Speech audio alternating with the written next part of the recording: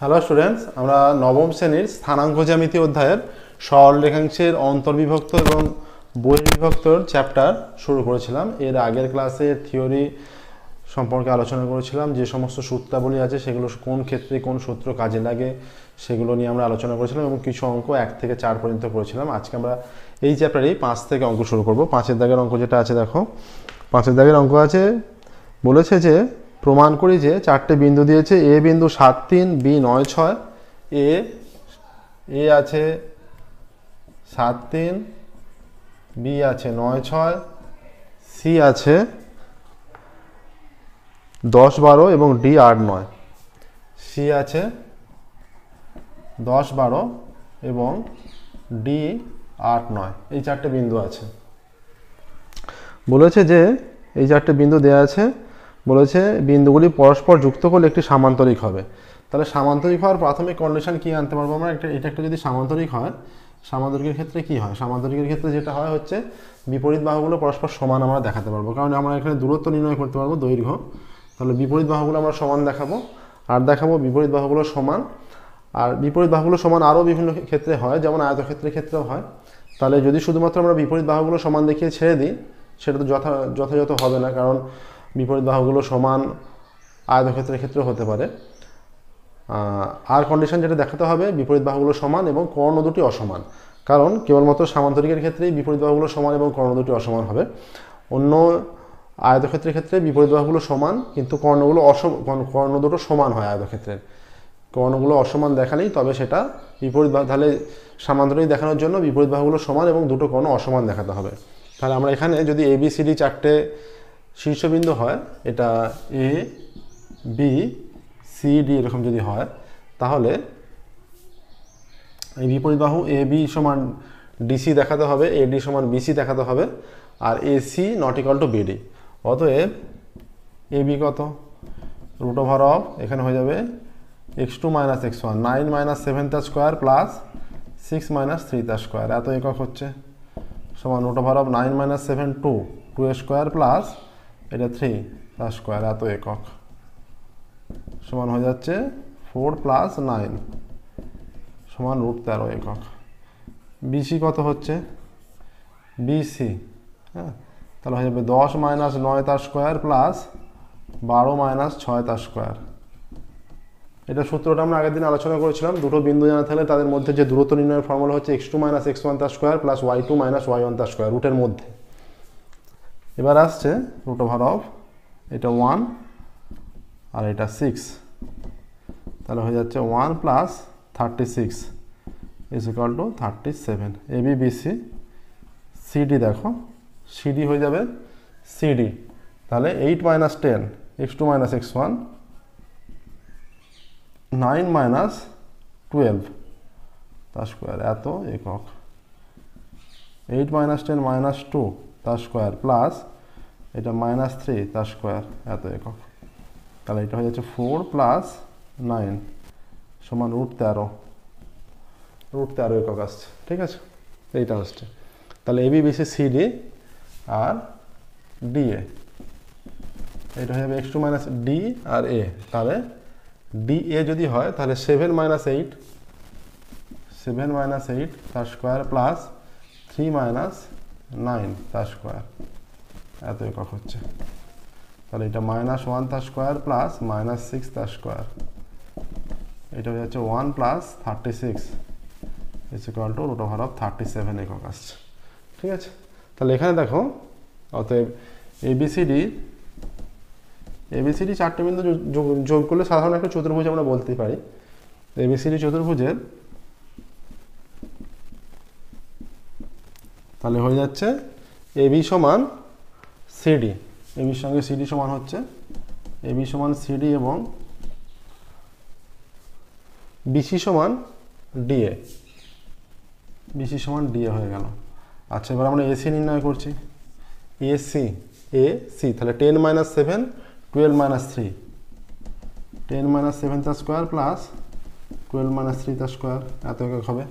এই যে 10 minus 7 12 minus 3, তাহলে এইটা হয়ে গেল 10 মাইনাস 7 কত হচ্ছে? এটা 3 তার স্কোয়ার প্লাস 12 থেকে 3 বিয়োগ করলে এটা 9 হয়ে যাচ্ছে এটা 3 3 9 প্লাস 9 9 81 রুট ওভার অফ 90 একক। আচ্ছা এসি হলো, আর বিডি নির্ণয় করি। B D is equal to root over of B D তাহলে 8 মাইনাস 9, এখানে 8 আছে, 8 মাইনাস 9 প্লাস 9 মাইনাস 6,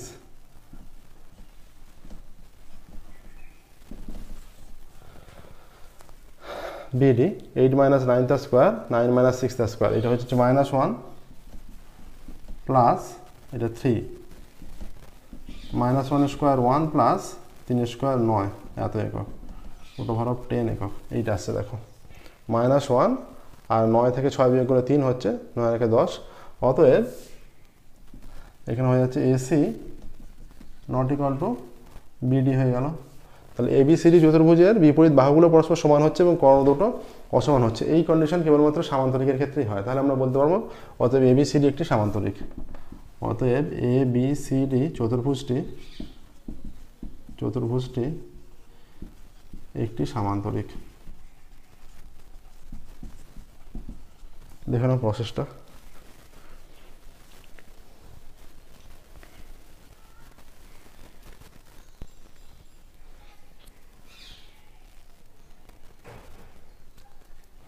এবার দেখো নেক্সট 6 অঙ্ক। 6 অঙ্কে যাচ্ছি আমরা।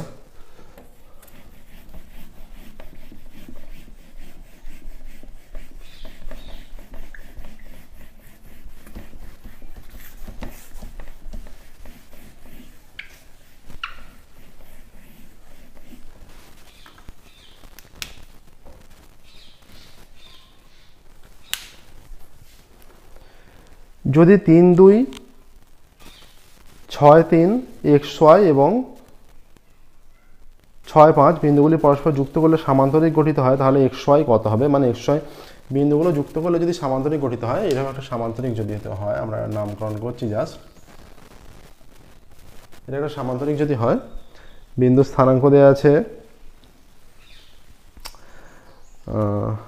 6 3 আছে, 6 5 আছে, 6 3 আছে, 6 3 কত কত আছে, 6 3 xy 6 5, 6 3 এর পর xy আছে, 6 5 আছে, 3 2 আছে। এইরকম যদি একটা সামান্তরিক হয় 3 2 6 3 3 2 6 3 xy আর 6 5, তাহলে এটা আমরা নামকরণ করছি এ বি সি ডি। এখানে অলরেডি বলে দিয়েছে এটা একটা সামান্তরিক বলা আছে নাকি, বিন্দুগুলো যুক্ত করে একটি সামান্তরিক গঠিত হয়, তাহলে xy কত হবে? মানে xy স্থানাঙ্কটা নির্ণয় করতে হবে। ঠিক আছে, xy স্থানাঙ্কটা নির্ণয় করতে হবে। তাহলে দেখো এবিসিডি একটি সামান্তরিক, এবিসিডি একটি সামান্তরিক যেখানে এ কত, এ 3 2, বি 6 3, সি xy, ডি 6 5, এটা হচ্ছে। ঠিক আছে, আচ্ছা এবার এখানে আমরা কি জানি, সামান্তরিকের কর্ণদ্বয় পরস্পরকে সমদ্বিখণ্ডিত করে। এর কর্ণ একটা কর্ণ হচ্ছে এসি, একটা কর্ণ বিডি। আমরা এর মধ্যবিন্দু মনে করছি ই নাম দিচ্ছি। ঠিক আছে, এসি ও বিডি কর্ণের মধ্যবিন্দু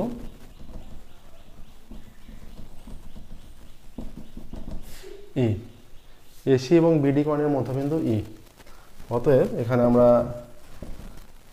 এসি কর্ণের মধ্যবিন্দু কত হবে, ই হয়ে যাবে 3 + x/2, 2 + y/2। বিডি কর্ণের মধ্যবিন্দু ই, এটা হয়ে যাবে 6 + 6/2, 3 + 5/2 = এই স্থানাঙ্ক হয়ে যাচ্ছে 6 + 6 12/2, 8/2, এটা হয়ে যাচ্ছে কি 6 4, এইটা আসছে। ঠিক আছে, তাহলে এখানে শর্ত অনুসারে যে কন্ডিশনটা চলে আসবে, অতএব শর্ত অনুসারে 3 plus x by two is equal to 6 বা 3 plus x is equal to 6 দুগুণে 12 বা x is equal to 12 minus 3 বা এক্স ইজ ইকাল টু 9 হয়ে যাচ্ছে। এবং আরেকটা যে কন্ডিশন চলে আসবে 2 প্লাস ওয়াই বাই টু সমান 4 আসবে বা 2 plus y is equal to 4 দুগুণে 8 বা y is equal to 8 minus 2 বা ওয়াই ইজ ইকাল টু 6 আসছে।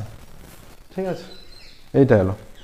অতএব এক্স ওয়াই হবে, তাহলে এক্স ওয়াই কত হয়ে যাচ্ছে, অতএব x y is equal to হয়ে যাচ্ছে 9, 6। এইটা আসছে, দেখো প্রসেসটা দেখো ভালো করে, এইভাবে করতে হবে। অন্য কোনোভাবে করলে কিন্তু অঙ্কটা অনেক বড় হয়ে যাবে। এটা মনে রাখতে হবে যে সামান্তরিকের কর্ণদ্বয় পরস্পরকে সমদ্বিখণ্ডিত করে, তার কন্ডিশন কাজে লাগিয়ে এটা সহজে হয়ে যাবে। নেক্সট 7-এরটা।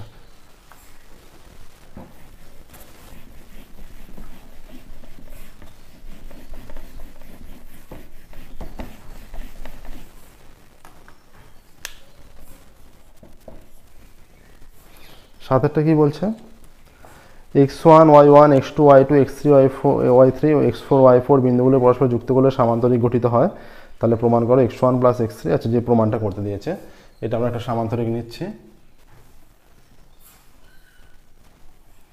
এ এটা আমরা নিচ্ছি x1 y1, B x2 y2, C x3 y3, D x4 y4।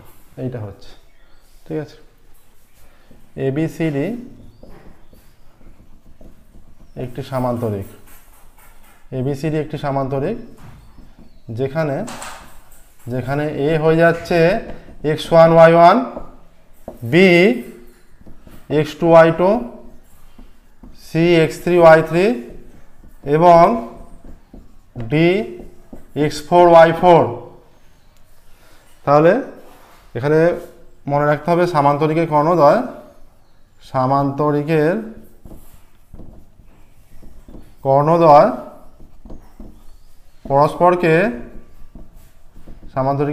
পরস্পরকে এটা যোগ করলে এ বি সি ডি, এইটা আমরা আবারও ই নামকরণ করি, A B C D E. সামান্তরিকের কর্ণদ্বয় পরস্পরকে সমদ্বিখণ্ডিত করে, পরস্পরকে সমদ্বিখণ্ডিত করে, সামান্তরিকের কর্ণদ্বয় পরস্পরকে সমদ্বিখণ্ডিত করে। অতএব এসি এর মধ্যবিন্দু ই, এটা কত হবে, এটা হয়ে যাবে x1 plus x3 by two comma y1 plus y3 by two. আর বিডি এর মধ্যবিন্দু ই হয়ে যাবে x2 plus x4 by two, y2 plus y4 by two. তাহলে শর্তানুসারে এই দুটো বিন্দু একই বিন্দু, একটাই বিন্দু, তাহলে সমান হবে। অতএব শর্তানুসারে x1 plus x3 by two is equal to x2 plus x4 by two. অতএব x1 প্লাস x3 সমান x2 প্লাস x4 এবং y1 plus y3 by two is equal to y1 plus y3 by two is equal to y2 plus y4 by two. অতএব y1 plus y3 সমান y2 plus y4, এইটা চলে আসছে। x1 এই দুটো এইটাই প্রমাণ করতে দিয়েছে, x1 প্লাস x3 সমান x2 plus x4, y1 plus y3 সমান y2 প্লাস y4।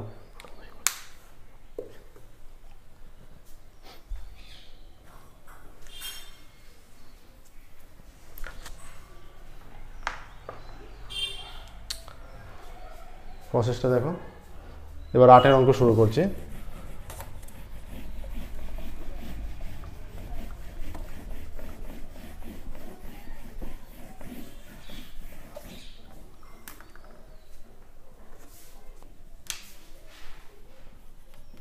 আট 5 6। আচ্ছা, এখানে 5-এর অঙ্ক হয়েছে, 6-এর অঙ্ক হয়েছে, 7-এর হয়েছে, 8-এর হচ্ছে। দেখো 5 6 7 হয়েছে।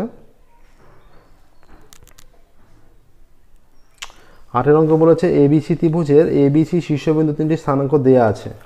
এবিসি 3টে শীর্ষবিন্দুর স্থানাঙ্ক দেয়া আছে। এরকম একটা ত্রিভুজ নিচ্ছি আমরা, এটা হয়ে যাচ্ছে 5 1 5,1, ঠিক আছে। আচ্ছা 1, -1 কি আছে 5,1, তারপর আছে 1, -1 -1 3, এটা আমরা -1 3 ভাবছি, 1 -1 এরকম তিনটে বিন্দু, ঠিক আছে। আচ্ছা এ বি সি ত্রিভুজের এ হচ্ছে -1 3, বি এটা তাহলে এ, এটা এ বিন্দু বলেছে, বি এর স্থানাঙ্ক এটা সি বলেছে, হ্যাঁ সি এর স্থানাঙ্ক 5 1 বলা আছে, সি এর স্থানাঙ্ক 5 1, বি এর স্থানাঙ্ক 1 -1 আর এ স্থানাঙ্ক -1 3। তাহলে এডি মধ্যমা দৈর্ঘ্য নির্ণয় করতে দিয়েছে, এডি মধ্যমা, তাহলে মধ্যমা মানে কি, মধ্যমা মানে প্রথমেই মধ্যমার বিষয়টা জানতে হবে, তারপর মধ্যমা নির্ণয় হবে। মধ্যমা হচ্ছে একটা ত্রিভুজে তিনটে করে মধ্যমা থাকে। মধ্যমা হচ্ছে একটা বাহুর তার বিপরীত শীর্ষবিন্দু থেকে সেই বাহুর মধ্যবিন্দু পর্যন্ত যে দৈর্ঘ্য, সেই দৈর্ঘ্যটাকেই মধ্যমা বলা হয়। তাহলে ত্রিভুজে তিনটে বাহু, তাহলে তিনটে মধ্যমা হবে, তিনটে শীর্ষবিন্দু থেকে বিপরীত বাহুর মধ্যবিন্দু পর্যন্ত দৈর্ঘ্য তিনটে হবে, তাহলে তিনটে মধ্যমা হতে পারে, মধ্যমার দৈর্ঘ্য নির্ণয় করতে দিয়েছে। তাহলে এক্ষেত্রে একটা মধ্যমা এডিটাই চেয়েছে, ঠিক আছে। ত্রিভুজ এবিসি এর এ বি সি এর স্থানাঙ্ক যথাক্রমে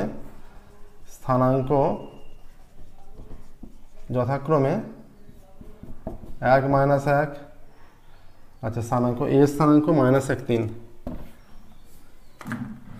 এর স্থানাঙ্ক হচ্ছে -1 3, 1 -1 এবং 5 1, এইটা হচ্ছে, ঠিক আছে। তাহলে অতএব বিসি এর মধ্যবিন্দু আমরা ডি ধরে নিচ্ছি, ডি কত, এটা হয়ে যাবে 5 + 1/2 1 - 1/2 = ডি 6/2 0/2, ডি এটা হয়ে যাচ্ছে 30, নিয়ে যাচ্ছে এটা 30।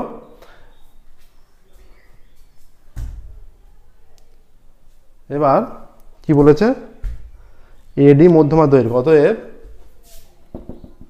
এডি সমান কত হয়ে যাবে, √of এডি, তাহলে এটা হয়ে যাচ্ছে 30, হ্যাঁ 30 যদি হয় তাহলে 3, আচ্ছা মাইনাস আছে, মাইনাস মাইনাসে প্লাস হয়ে যাবে, এত স্কোয়ার, আর 0 - 3 তার স্কোয়ার, এত একক হয়ে যাচ্ছে, তাহলে হচ্ছে 3 এর একে 4, এটা -3 তার স্কোয়ার, এত একক, 4 4 16 + 9 = √25 ± 5 এত একক। অতএব এডি সমান 5 একক হয়ে যাচ্ছে, এডি সমান 5 একক আসছে, ঠিক আছে। তাহলে এডি সমান 5 একক এলো, অতএব মধ্যমার দৈর্ঘ্য উল্লেখ করবে, অতএব এডি মধ্যমার দৈর্ঘ্য, উত্তর যেটা হবে, অতএব এডি মধ্যমার দৈর্ঘ্য 5 একক, এডি মধ্যমার দৈর্ঘ্য 5 একক, এডি মধ্যমার দৈর্ঘ্য 5 একক। এবার 9এরটা, প্রসেসটা দেখো ভালো করে।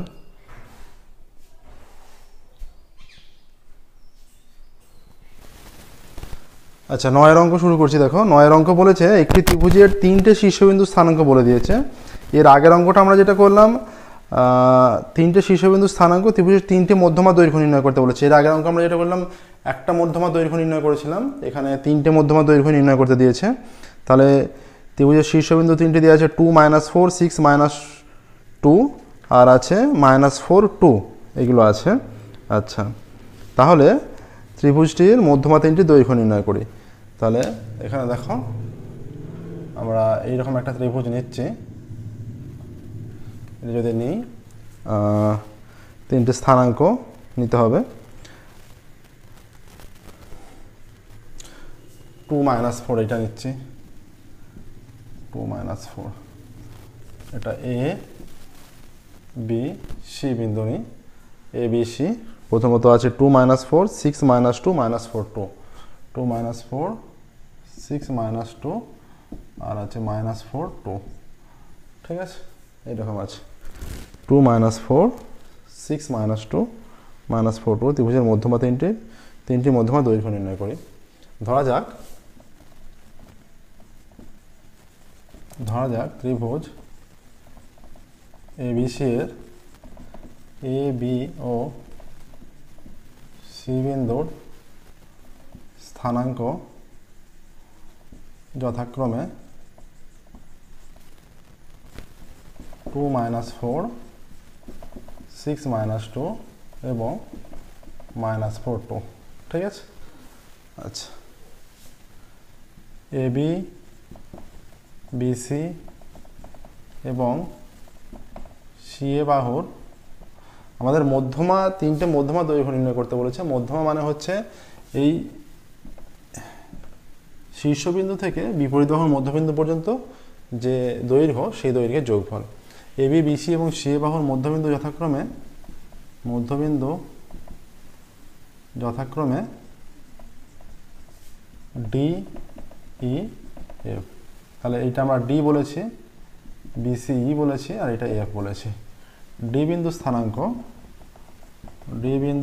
কত হবে? ডি বিন্দুর স্থানাঙ্ক হবে এই দুটো বিন্দুর মধ্যবিন্দু যেটা, তাহলে মধ্যবিন্দু বের করার ফর্মুলা আমরা আলোচনা করেছিলাম প্রথম ক্লাসে। তাহলে মধ্যবিন্দু হয়ে যাবে 2 + 6/2, -4 প্লাস এটা -2/2। তাহলে এখানে হয়ে যাচ্ছে 6/8/2, আর এটা -6/2, এখান থেকে হয়ে যাচ্ছে 4 - 3। ঠিক আছে, আচ্ছা ই বিন্দুর স্থানাঙ্ক কত হবে? 6 - 4/2, -2 + 2/2 ইজ ইকুয়াল টু 6 - 4 হয়ে যাচ্ছে 2/2, এটা 0/2, তার মানে হয়ে যাচ্ছে 1, 0। ঠিক আছে, আচ্ছা এটা হচ্ছে 1, 0 এলো। এফ বিন্দুর স্থানাঙ্ক কত হবে? এফ মানে এইটা, তাহলে এটা 2 আছে, -4 আছে, +2/2, তারপর আছে 2 - 4/2, এরকম হচ্ছে। তাহলে -2/2, -2/2, তাহলে এটা হয়ে যাচ্ছে 1, 1, -1, এইটা আসছে দেখো। ঠিক আছে, অতএব তাহলে তিনটে মধ্যমা আমাদের হবে এই, এটা একটা মধ্যমা, সিডি একটা মধ্যমা, আর বিএফ একটা মধ্যমা। ঠিক আছে, অতএব সিডি মধ্যমার দৈর্ঘ্য,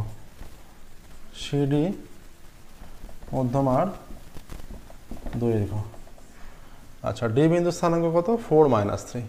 তাহলে এখানে এটা ডি বিন্দুর স্থানাঙ্ক 4 - 3, তাহলে 4 - 4 +4 হয়ে যাবে, 4 - 4 +4 তার স্কোয়ার, আর এটা হচ্ছে -3 - 2 তার স্কোয়ার, এত একক।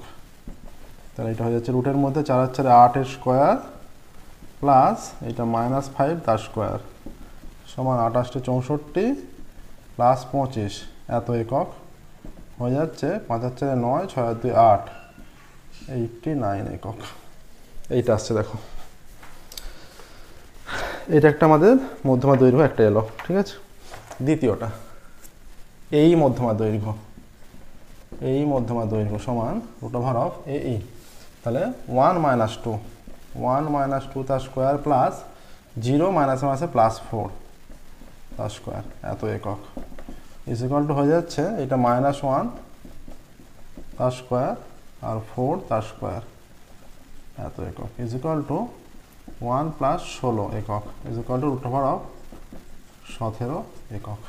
এইটা আসছে দেখো, একটা √17 একক আসছে। আর একটা আমাদের বাকি আছে, সেই মধ্যমা দৈর্ঘ্যটা নির্ণয় করছি। দেখো বিএফ, যেটা এইভাবে নির্ণয় করতে হবে এগুলো। অতএব বিএফ মধ্যমার দৈর্ঘ্য সমান √(f) এর স্থানাঙ্ক কত আছে? -1, -1, তাহলে 6 আছে +1, 6 + 1 তার স্কোয়ার, আর হয়ে যাবে প্লাস -2 + 1 তার স্কোয়ার, এত একক, ইজ ইকুয়াল টু এটা 7 তার স্কোয়ার প্লাস -1 তার স্কোয়ার, এত একক, ইজ ইকুয়াল টু 49 + 1 সমান √50। তার মানে √50 মানে রুটের মধ্যে 25 × 2, 25টা বাইরে এলে 5 হয়ে যাচ্ছে, তাহলে 5√2। এটা হচ্ছে তৃতীয় মধ্যমা দৈর্ঘ্য, 5√2 একক। ঠিক আছে, এটা তিনটে মধ্যমা এসে গেল। দেখে নাও, নেক্সট দেখো 9 অঙ্ক হলো এখানে।